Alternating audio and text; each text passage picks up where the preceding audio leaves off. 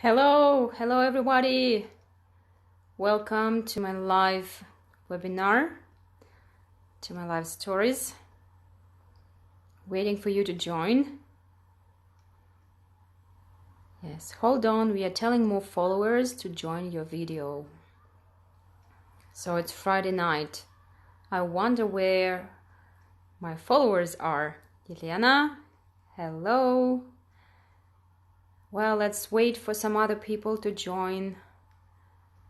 There were quite a few voters who wanted me to speak English and talk about vocabulary. That's what I'm going to do today. Hello, Julia. We are beginning. I'm waiting for some more people to join. Let's give some more time to the rest. Hey, everyone. Yes, today, I don't know whether you were here 1 week ago, and I kept receiving some notifications all the time, so I have taken measures today. I have switched them all off. Anna, hello, Miram, Olga. Welcome to my live webinar, and I haven't announced the topic of this live yet, because when I was actually posting the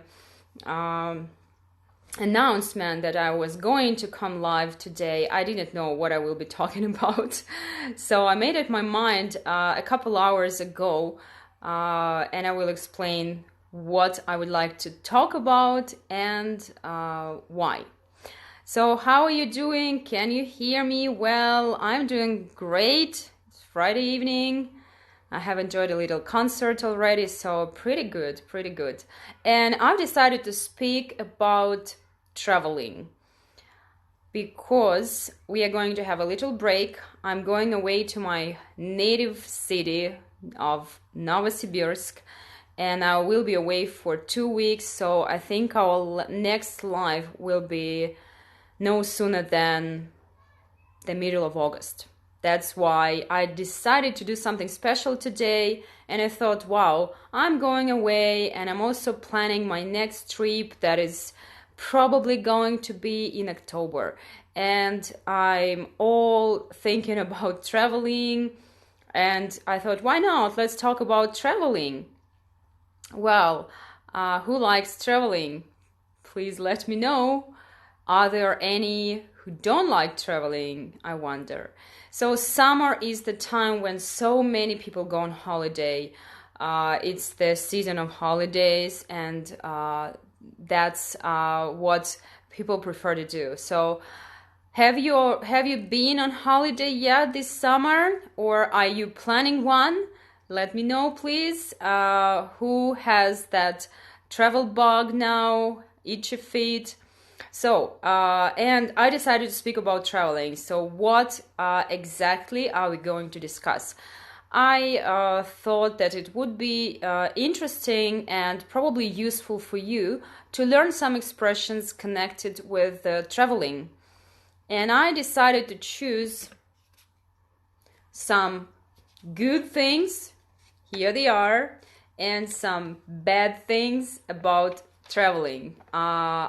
Well, you may be surprised, but there are some that potentially stressful and bad things about traveling. And well, what do you think? So I suggest that we discuss the good things about traveling, the bad things about traveling. Pia, Erhan, hello everybody. So we can talk about that, so you will pick up some new words and expressions. I didn't focus primarily on idioms, so I just decided to focus on some set expressions, something that can happen to you while you're traveling and something that is generally useful. And then I have prepared 3 idioms just out of my mind, thinking out of the box. And well, how do you like the plan? Let's talk about the good, the bad things, and learn some idioms. Well, and also, how well do you understand me? And give me some feedback. I can't read it. Nobody can. I can read it. I will do it. So, and let's decide, where do we begin? With the positive side, this one, or the negative? So, what do you choose? I don't know. I mean, if we begin with the positive and we like discuss everything and feel so excited, and then we begin thinking about the bad or potential bad things that may leave us on a pessimistic note. And well, what do you think? Start with positive. Go for positive first. Okay, I've got 2 answers. That's enough. Yes. All right. And I would like you to actively participate and engage in this live. And while I share my ideas about the positive things associated with traveling, can you please write down the things that you find best, something that makes you love traveling if you do, and what is good about traveling? And as I was thinking about it, listening to that concert at Dustic Plaza and thinking about the coming webinar, the first thing that came to my head was new. That word is the key, and that is the word that probably that is something that people look for most of all. Getting new impressions, getting new emotions, trying new food, meeting new people. So having some new experiences, doing something new. And for different people, it can be different things. But generally, I believe you will all agree that we travel in order to have some positive emotions. We expect them to be positive, but I decided not to say they are positive. They are just new because we don't know. It's something unknown. And when you go somewhere, you can be surprised, and the surprises are not only nice. Vera, welcome to our live story. We are talking about traveling, about the good things of traveling. And I'm looking forward to your answers. What makes traveling a fascinating experience for you? What is it that makes you want to go away, explore new places?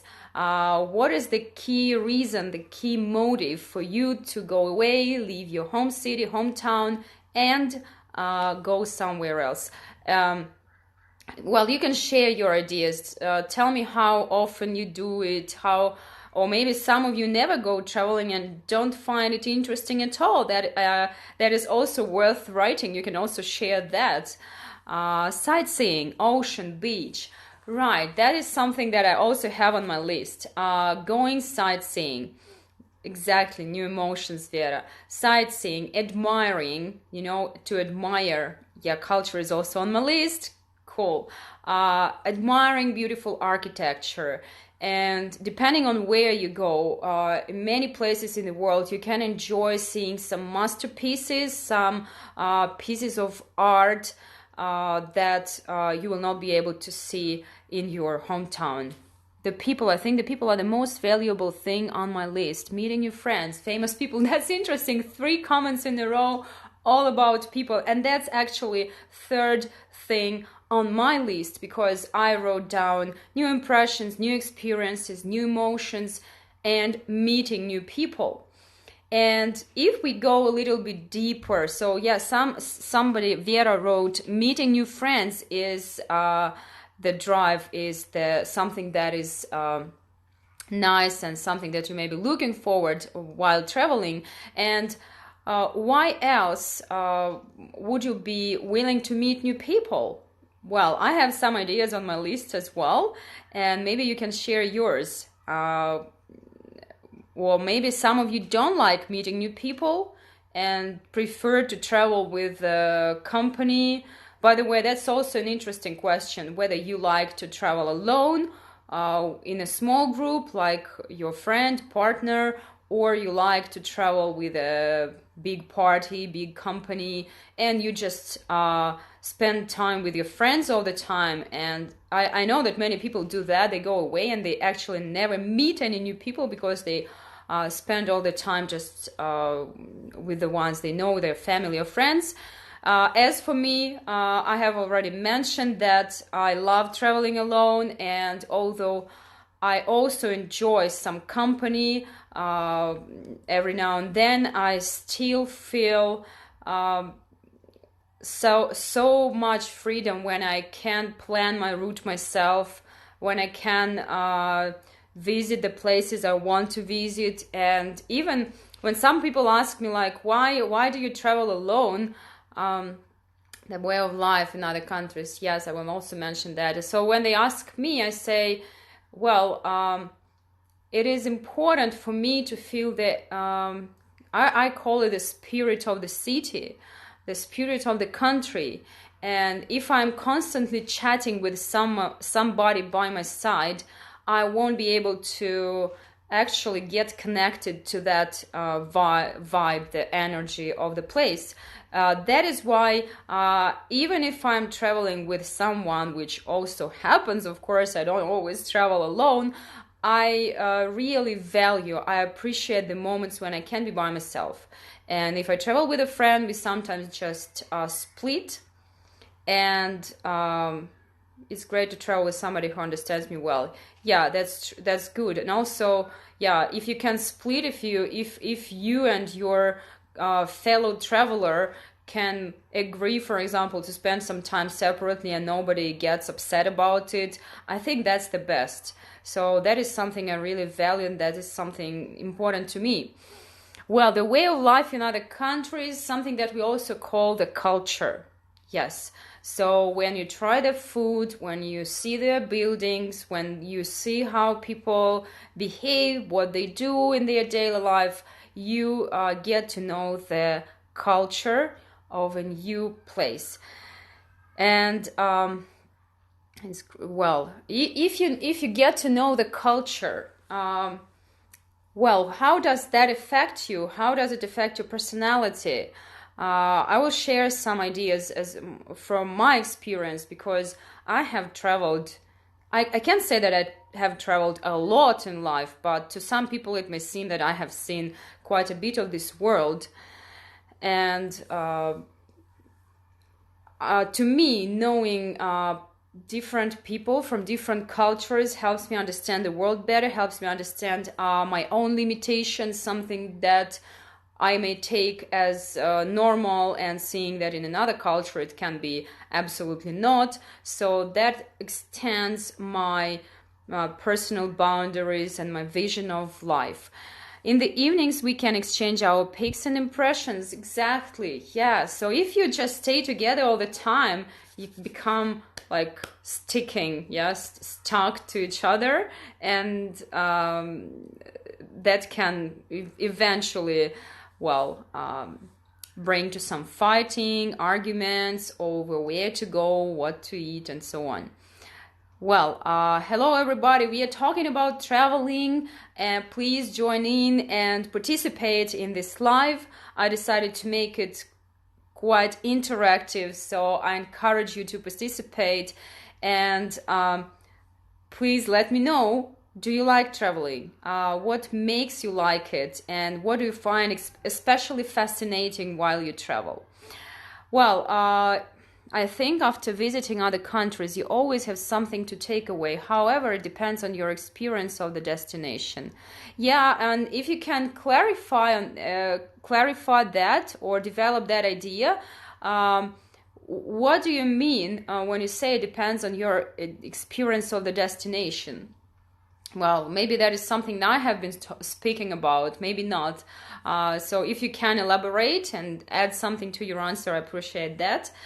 Well, what means fascinating? Well, I will correct your question. What does fascinating mean? And that is probably one of the phrases that you all have to take away from this live webinar, because when you travel, God, it's so hot in Almaty. It's already night and it's still, God, boiling hot. So when you travel, you often deal with something unknown, and you have to ask this question time and again. What does something mean? What does it mean? So you can ask, what is it? If it's some new food, you don't know what it is, and what does it mean? Okay, what does fascinating mean? Psychologists say traveling alone or in a company so that later you can share your impressions with someone else. Otherwise, you can put one-on-one with yours.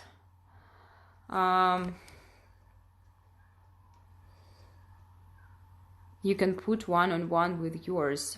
I cannot quite understand that second part, what you meant to say here.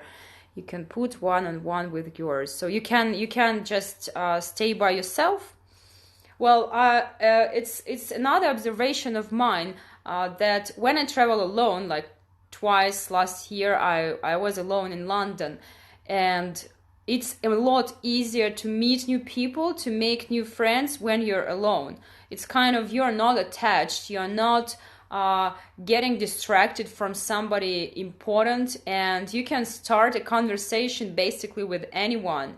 And I have met some really interesting people this way. Not that I stay in touch with them for a long time. Well, with some I do, with most I don't. But that experience is really valuable to me. So do you agree? Do you understand what I mean? Do you think it is the same? Well, maybe I'm just not shy. Maybe I'm outgoing. I don't know. But that's my experience. Well, and I liked one comment about taking something away from your travels. And that is something that I really think a lot about. And I believe that when you travel, all these emotions stay with you forever. So when you're old and gray, you have gray hair, you're old and gray, and you have something to remember. And these memories are full of positive vibrations. That is why I invest quite a lot in traveling. So I think I could have bought a lot of material things if I didn't spend so much money on my travels. But, well, that's my choice, and I do it consciously, and that is, well, something that I find it makes me richer than anything else. Yeah, but later, if you're alone in Russia, there is no one to share your impressions with. Well, it's easier for me now.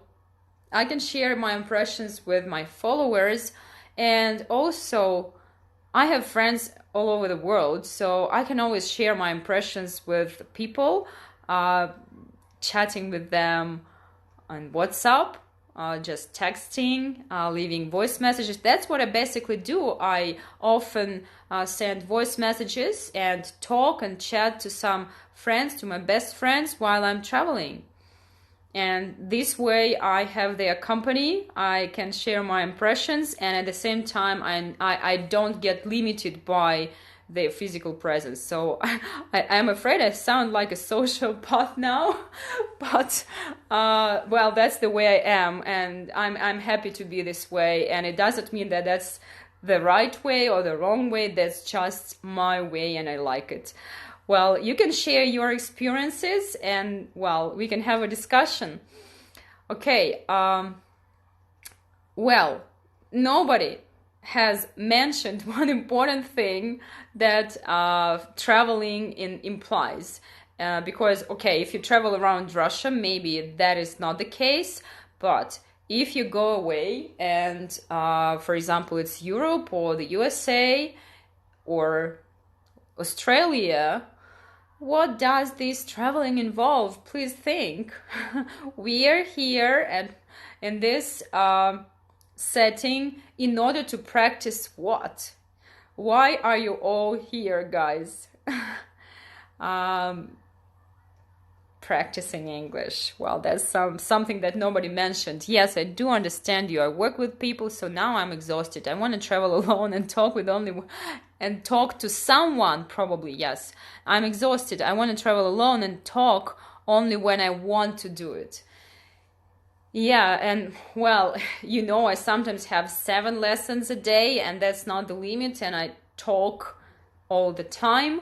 And for me, a holiday, yes, I need a few days of silence. That's my need. That's essential need. And after these 4 or 5 days, I can start meeting people. I can start talking to someone, getting back to normal. Just, when I'm done with my personal experiencing part of the travel. So, practicing English. I think we should have started with this advantage of traveling. Nobody has mentioned, and actually I also put it on my list. If you can see it here, that's my hand. It's yeah, it's mirror-like. Yeah, so practicing English, it's last on my list. Well, probably because it's so natural to me now that it goes without saying. Well, what about you? As for practicing English, there is something to comment, by the way, because I know some people who travel, but they don't speak English so much while traveling. They just use signs or use their friends' knowledge, kind of borrow their friends' knowledge. And although they can spend time studying English back home, when they travel, they just don't give themselves a chance. Don't give themselves a chance to practice it. What is it like with you? Do you aim to practice a foreign language, maybe not English, maybe something different, while traveling? Do you see it as an advantage?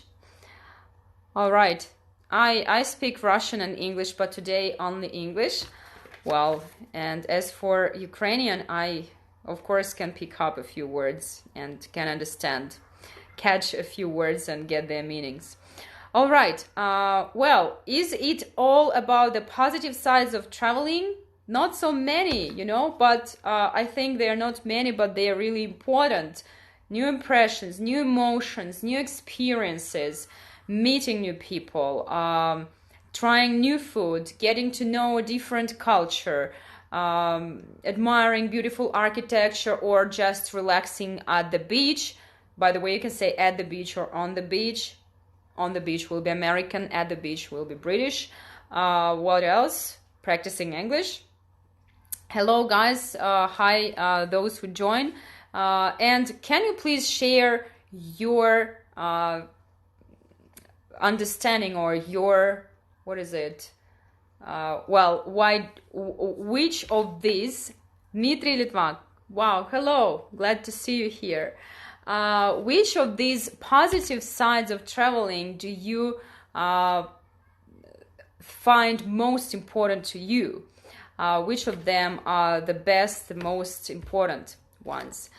Well, and there are some potential problems when you go somewhere, when you go away. And as I have mentioned, when we speak about new emotions and new experiences, we can't guarantee that the experiences will be positive. And because I have traveled quite a lot, I can speak about bad and good things and sides at the same time. So, what problems can you face, or have you ever faced while traveling? There are some problems that you see as nightmarish, some problems that are quite likely, and something that most people face, those who travel. Let's name some of them. What are the potentially stressful or bad things, bad aspects of traveling? Can you name any? Well, I've got a list. 1, 2, 3, 4, 5, 6, 7. I've got 7 here. Well, okay, the one that I experienced first time last year when I traveled to the UK, it was totally shocking. Too many tourists. It's not on my list, Wow, interesting. It can be really crowded. There can be too many people. Good point. Thank you, Pia. I don't know your name. Maybe you can write it down because I just know your nickname, Pia, and that's probably not what you are normally called. High prices. Yes, that is something really intimidating. Well, and I forgot to answer your question. Now I remember. You asked me what fascinating is. Fascinating. God, it's difficult to translate. Fatima. I know there are 2 variants of this name. You asked me about fascinating. So fascinating means wow. When you say it is something exciting it's fascinating. I would say that fascinating is like great, cool, great, exciting. That's about this level of emotion. And when you say it's fascinating, it's similar to fantastic, fascinating, amazing. Yeah, so that is just a stronger emotion. Okay, getting back to our potentially negative sides of traveling. Bad weather, exactly, that's on my list. Bad weather, you can say that. Wonderful, Vera. Thank you. Yes, that's also like fascinating. So there can be high prices. The place can be too crowded, packed with tourists. That is a common expression in English, to be packed with tourists, like a package, packed with tourists. And the beach can be packed, and you can't find a place. You can't find a sunbed. Sunbed, the place where you relax at the beach.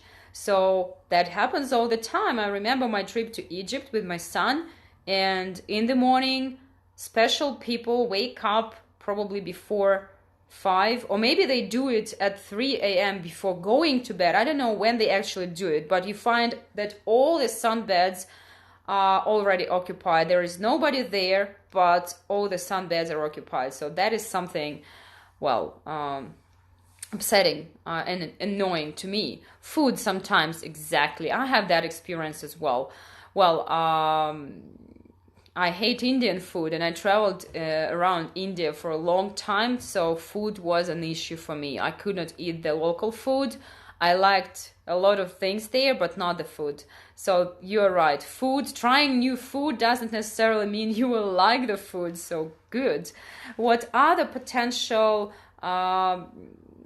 downsides of traveling are there? Let's think more. Yes, and there was one that I forgot. Yes, I wanted to mention the first one on my list, and that is lost luggage.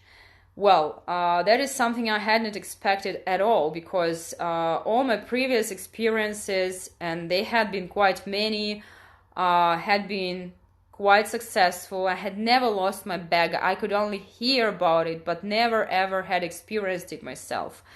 Yeah, in Asia, food is usually spicy, will be correct, and I don't like spicy food, so Asian food is just not for me. That's why I prefer Europe. Well, and my luggage was lost.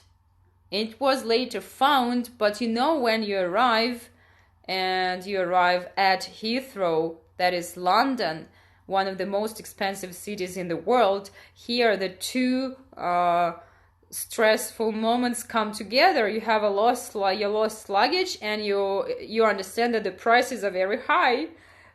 Two stresses at once. It doesn't matter for Fatima. When I was in Paris, there were a lot of people who sold souvenirs. That was awful. Yes. Well, there are plenty of people, so it's better to choose some places that are not so popular with tourists. That is why I don't like package holidays and organized excursions, organized tours, because they normally take you to the most crowded places ever. And if you have experienced traveling by yourself, you will know the difference. You will see, okay, here we go with all this crowd of people, or here I go, or we go with, the person you're traveling with, and you can choose your own path, your own time, your own pace. That is very important. Okay, I see that maybe this webinar is not so interesting for most of my followers. Maybe they were expecting flow of phrasal verbs, but actually those who are here, I really appreciate that you stay, because you're getting good practice. You are practicing some general English, common everyday phrases, something that you may need, and you need to have it ready at your hand. Well, and those who leave comments, you are getting your practice, and that's extremely useful. So I appreciate that a lot, and I think you benefit from it. Okay, so lost luggage. You have to report it. You have to find a special counter, a special place at the airport where you report the lost luggage, and then you don't know how long you need to wait, and they cannot tell you, so that can be really stressful. So my life hack now, and that is something I think I will do all the time when I travel, make sure that your cabin luggage, so when you travel, there are two types of luggage. The check-in luggage, the big suitcase that you usually leave at the check-in counter and that you don't take in the cabin. Yes, I will tell this story. I'll tell you the story. And there is cabin luggage, something that you can take on board of the plane with you. And just as I have said, it had never happened to me before and had been absolutely unaware of the potential stress and trouble involved. So I had absolutely nothing in my cabin luggage. I did not have the essentials that would allow me to survive at least a couple days. So now I made this decision to always have a small, necessity package that will allow me to last at least a couple days if my luggage gets lost. Well, my luggage was found, so in a way I was lucky because the flight on that flight, it was a flight performed by Aeroflot, and we were flying from Moscow to London. And I guess a third or a fourth of all the passengers did not get their luggage, so there were families with children, and I was staying in London for 5 days. But some people had a connection, and for them, lost luggage meant something a lot more dreadful. Well, so in a way, I was lucky. And the assistant, the officer sitting behind the desk, we all had to fill in or complete a special form and submit it and claim the lost luggage. It's called to claim the lost luggage.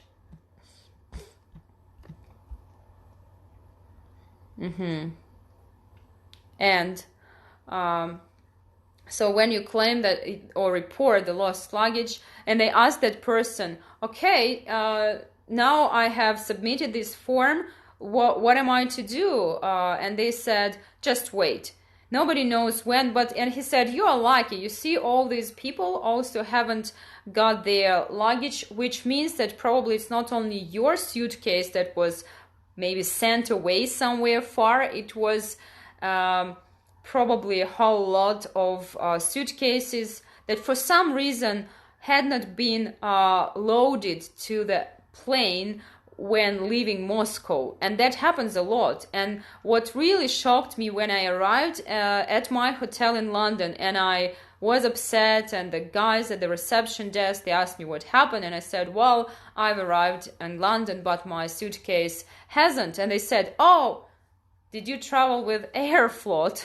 And I said, yes. How do you know? Because I don't expect people in London to know about Aeroflot. I mean, that coincidence. They said that's very common. So anyway, the next day my suitcase arrived, and they brought it right to my hotel. So that story had a happy ending, but the amount of stress I had on that day, you can't imagine.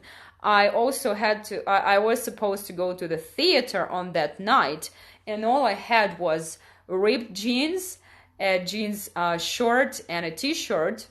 And that was not funny to me at all. But when I was going to the theater with a friend, and when I asked about, well, what I was supposed to do, maybe I should go and buy some new clothes, and then I was told that the play was about some refugees, refugees,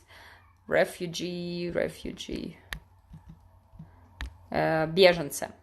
Refugee camp in France. So and the whole setting did not presuppose, не предполагала, did not presuppose wearing, a suit and a tie for men and an evening gown for women. And I think I was the most glamorous person after all, because I had some nice jeans and shirt, and all the rest were wearing, I don't know, just nothing special. So, well, that was really stressful, but with a happy ending. Okay, what else can happen while you're traveling, or what maybe is the worst thing that has happened to you while you traveled somewhere? Share your stories as well. In foreign hospitals, staff doesn't speak Russian, but I do. I help the Russians. Do you? Well, but you do. You mean you speak? You speak English. So in foreign hospital staff, and okay, let me give you some comments on your grammar, because today our lesson or webinar is spontaneous, and I would like to share some ideas with you. And I think you will not mind if I comment on some grammar. So those who are here, they will benefit much more than those who have left thinking, oh, it's just a blah, blah, blah. No, I never do just blah, blah, blah. I always... I am speaking English, if you haven't noticed. Okay, so it's never just a blah, blah, blah. I will comment, I will explain, I will make things clear to you. So in your comment about hospitals, you say staff doesn't speak Russian. And, well, this is the mistake that I have come across, at my lessons with students a few times this week. When we speak about staff, team, one common word is police, and there can be more words in this row. So what do they have in common? This can be an important grammar for you to learn as for how to use them. So when we talk about the staff, team, and police, what do they have in common? They all denote a group of people acting together. And for example, if it's a football team, as a whole, as a unit, staff is singular, not always. It can be singular or plural. That's what I would like to speak about. So on the one hand, it is a singular noun because it denotes a group of people. They form a certain unit, a certain unity. Yes, a football team playing in a match, and if they win, if they lose, you say the football team has done their best, or has done. Yes, you say that this football team has done their best this season, this match. And of course, no doubt, in this case, staff, team, and police acting as a whole, doing something together where the result depends on the it's kind of synergetic effect of the members, it will be singular. So the staff, so it will be singular, the team will be singular, and the police can be singular as well. For example, if you say, what is police? You say, police is an organization, or it's an institution that is aimed at protecting, defending, and so on and so forth. At the same time, sometimes these people, members of the staff, the team, and the police can act as individuals, so they don't always act as a team, as a staff. And in some cases, you have to use a plural verb with them. You have to say the police are looking for the criminal. Not the police is as an institution, but the policemen, the police officers, to be more correct. The police officers are looking for the criminal. And if the team, after the match, go and take the shower, then you will say, where is our football team? And you will say, the team are taking a shower.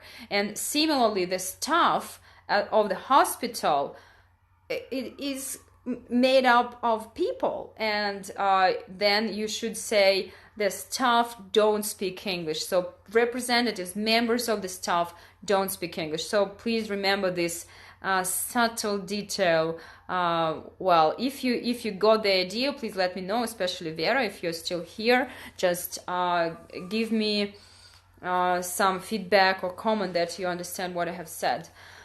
All right, getting back to our topic, we are talking about traveling, and we continue discussing the potential stressful or bad moments while you travel. So what can happen? What should you do? What has happened to you? Well, so lost luggage is not something that happens a lot. I mean, people may have experienced it a few times in life, but well, that is something that doesn't happen all the time. Something more common can be, again, if it's connected with the airport, a delayed flight. So when your flight is delayed, you can be late for another flight if you have a connection. So that can be a problem. So a delayed flight. And to say nothing about a canceled flight, okay? So a delayed flight, when the flight is delayed, it means that it takes off. The journey begins later than planned and canceled. That's when you just discover that there is no flight. Has it ever happened to you? Well, my flights have been delayed a few times, but not too much. So luckily, and well, oh yeah, once, yeah, it was delayed by pretty many hours. But anyway, delayed flights, canceled flights, and another, well, dreadful thing is when you can miss your flight. And I know some people who have missed their flights. To miss your flight. Well, are there any people here who have ever missed their flights? It was an interesting thing to discover for me. I know two people, I personally know them, who have missed their flights. Вас непонятно. Ну да, голосовали за английский большинство, и при этом вот активность опять низкая. Ну, ладно, те, кто участвует, получают пользу, и это хорошо. Okay, switching back to English. I personally know two people who have missed their flights. One case took place in Moscow, and that guy, I think he was stuck in a traffic jam. So on the one hand, we think that, oh, how can you miss your flight? You have to go there well in advance, so you need to have some time ahead, but some emergencies may happen. So there is no guarantee that, well, anyone can be in this situation. My flights have been delayed. My flights have been delayed, maybe. So I could miss my flight, but I was, okay. Once your flight was delayed and you could have missed your flight, could have missed. That's modal verbs, quite, deep grammar, complicated in a way. Well, I will not discuss why it is so, but just remember, I could have missed my flight. Могла, но не опоздала. My flight has been delayed. Well, if you're just sharing your experience that, yeah, it has happened in my life, my flight has been delayed. But it's if you're talking about that specific situation, then it's better to say once my flight was delayed, so I could have missed my next flight. That sounds better to me. Yeah. Well, so one guy was late because he was stuck in a traffic jam, and one girl, she's super well organized and disciplined, and she's a smart, really smart girl, but she also once missed her flight. It was in China because there was a fog or something, so she just couldn't get to the airport. For some reason, she couldn't get there and she missed her flight. Well, so that is something really terrible that can happen to you while you're traveling. Lost luggage, delayed or canceled flights, or missing your flight. All right. What else can be potential stress while you're traveling or during a holiday? I could have missed.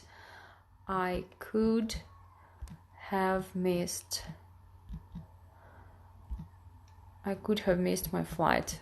Okay, if you wish, I can explain the difference. I could have missed my flight, or I could miss my flight. I could miss my flight, could miss. Это форма. Сейчас переключусь на русский, потом вернусь на английский. I could miss, это значит, что я это могла, это было моей регулярной, такой реальной возможностью опаздывать на рейсы. То есть, например, я вот работала в этой компании, и вообще это было не проблема. Я могла опаздывать на рейсы хоть там каждый раз, и ничего страшного. Вот, то есть это один вариант. Другой вариант, когда вы говорите, что это было бы возможно, если бы что-то еще другое. То есть здесь смешиваются нереальные условия и модальные глаголы. И I could have missed my flight означает, что это могло случиться, но не случилось. В общем, если понятно донесла, то дайте знать. Okay, and another thing, losing your way or losing something, losing some valuables, losing a passport, losing, I don't know, your money while you're traveling. Has that ever happened to you? To lose your way, to lose money, to lose your ID, to lose, to lose patience. Потерять терпение. To lose your mind. Well, what can you lose while traveling? Give me some examples, okay? Those who are here, and there are just a couple people active, but I like this chat with you, so let's move on and continue this chatting. Yeah, what can you lose? Or what have you ever lost? What have I lost? Well, I think I've lost some money a few times, or maybe I was robbed. I don't know. I lost my way when I was in Germany. Oh yeah, I have a story. Yeah, thank you for reminding. You lost your way when you were in Germany, and when I was 15 years old. Can you imagine? I was a 15-year-old girl, and I was traveling in Italy. I was with a choir. I used to sing professionally, and I sang in a choir. A choir is a group of people who sing together. So we went to Italy for an international competition, and we had one day in Rome. We didn't stay there for the night, so we had it like a daily trip. And we were given some free time, so we had visited the Vatican and some other places, and then finally we were given some free time, and I lost my group. I mean, everybody went their own way, and I went to a shop to buy some souvenirs. And when I came out, I found myself near Fountain de Trevi. If you have been to Italy, you know this place because that's the centerpiece of Rome. And I didn't know where my group was, and I was lost. And and it wasn't funny because it was pre-mobile phone time, pre-mobile phone era, no internet, no mobile phones. And the only idea I had in my head at that moment was all roads lead to Rome. So here I am, and I'm probably going to become a homeless person right in the heart of the what used to be the Roman Empire. Well, it wasn't funny. Now I can laugh at it, but yeah, losing your way. Now it's less likely with all the GPS and maps and everything. But even with the GPS, last year in Istanbul, I could not find my hotel because my GPS stopped working. So you have GPS, but you don't have a guarantee it will work all the time. So you have to be careful and also remember, I don't know, some visual sides, some outside, some landmarks. Well, okay, what else is there? Missing a flight, losing. Well, I can't think of any other trouble. Well, I mean, yes, the hotel room can be not so comfortable and, can be noisy. That also has happened to me in Liverpool. I stayed next to the place where the Beatles used to perform their concerts, their gigs, and they had party all night. So it was a big surprise because I didn't expect it to be so noisy there. There was a man who helped me to find the way, and at least he said, "Your German is good. Where are you from?" what language do you speak? And I said Russian, and he was like, Oi, Deutsch. Wow, I have heard a similar story before. Another a student of mine also was traveling, and I think he was in Dresden. And where were you in Germany? Because, well, there are quite many Russian immigrants in Germany now, but maybe in Dresden there are more. And he also didn't speak English, couldn't find his way, and then he met someone, and that woman turned out to be Russian, and she explained him everything to him. Okay, well, I'm ready to finish. I've been talking for a long time, almost an hour, with only 4 people here. Düsseldorf, okay.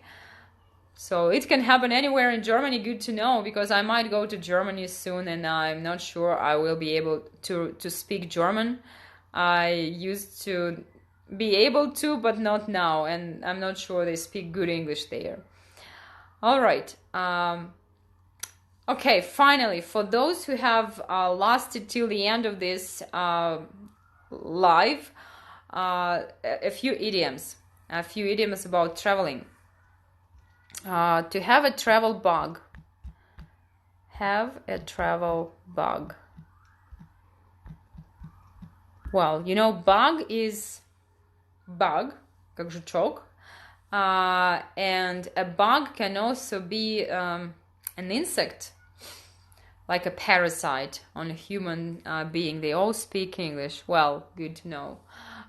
So, to have a travel bug, it's kind of a disease or a travel virus when you just need to travel, when you feel that you can't stay here anymore, you need to go somewhere, anywhere, you've got to explore new places. So that is what a travel bug is. Having a travel bug, it's like a disease. Well, who has a travel bug? Do any of you have travel bugs? I definitely do, because I traveled quite a lot last year, and this year I feel that like every 3 months I have, and that here comes another idiom, I have itchy feet. To have itchy feet,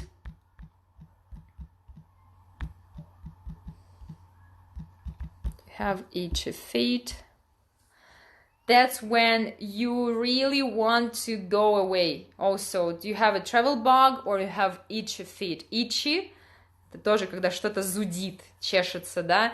Travel bug — это как аналогия, возможно, с какими-нибудь, не знаю, вшами-блохами, которые, не дают покоя. То есть в данном случае это travel bug не дает покоя, а itchy feet — это когда тоже что-то, вот аж ступни чешутся, как куда-то надо.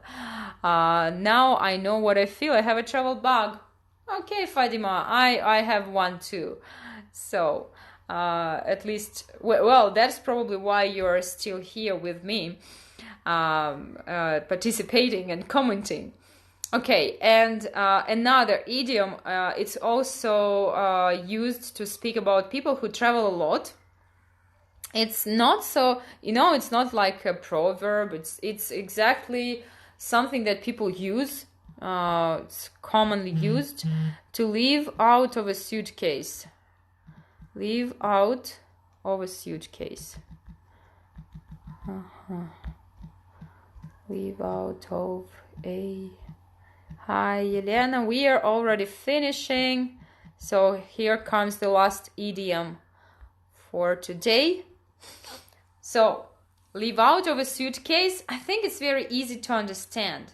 When you live out of a suitcase, it means that you actually don't unpack.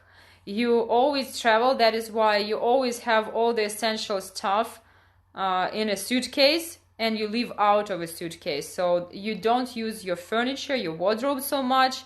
You use your suitcase as your wardrobe. Well, this was the third idiom. If you learned something during this lesson, if you enjoyed being here with me, let me know. if this lesson helped you maybe to activate some vocabulary, to think about why you like traveling or why you wouldn't like to live out of a suitcase maybe. And I will be finishing soon. I'm really grateful to everyone who has been participating actively today, and I will see you next time, sometime in August. Of course, I will be in touch. I will still share some posts and stories, but I will not have a chance to do any lives because I'll be traveling with my son, and it will be a challenge to somehow do my lessons, and there will be no opportunity to go live. Thank you so much, Anna. Thank you for being here. All right, I will save this live. You will be able to see it recorded if you have just joined, if you have missed everyone. If you have missed everything, then you can start all over. You're so cool. Thank you so much. The lesson was great and very useful. You made it great, Fatima, and you made it useful primarily for yourself. So I really appreciate your contribution and your engagement. Galina, okay, there were some silent listeners, also good to know. Maybe next time you will also write something and stop being so shy, hiding. Vera, thank you. Well, good luck to all of you. Enjoy the summer and see you sometime later. Good luck to all of you.